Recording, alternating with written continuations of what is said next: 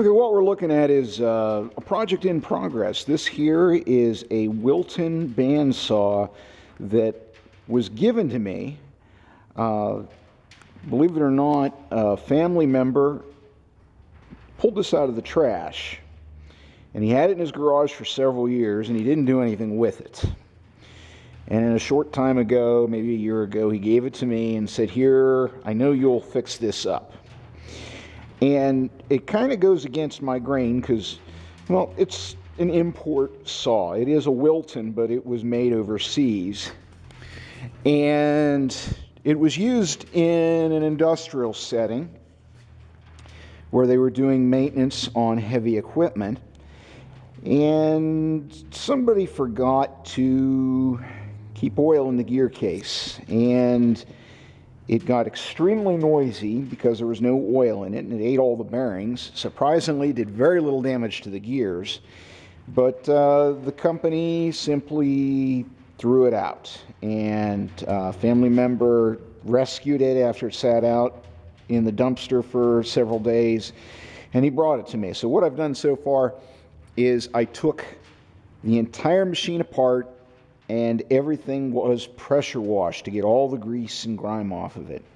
The base here has had a few minor modifications done to it and has been given a good cleaning and a couple coats of smoke gray Rust-Oleum. Now if you look here along the bottom of the machine's base, you'll see there's an angle iron frame on it.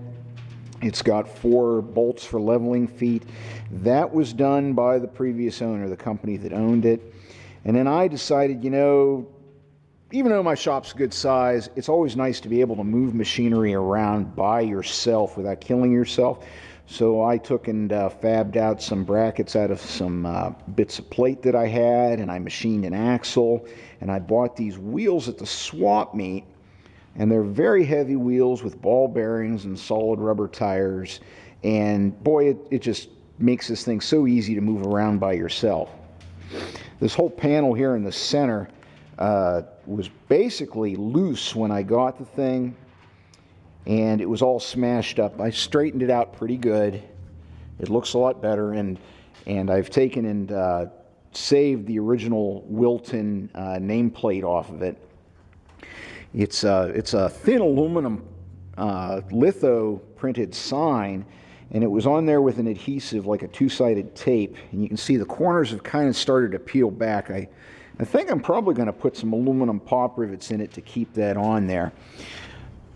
And over here on this side is the opening where the coolant tank would go in, and the whole floor of this opening was sagged down pretty bad. I don't know if somebody stepped on it accidentally or what, but I took and I got a piece of angle iron out of my store of supplies and added some bolts to it and bolted it all in there. So that's going to stiffen that a lot. I think even if I step on it now, as hefty as I am, I don't think it would bend it.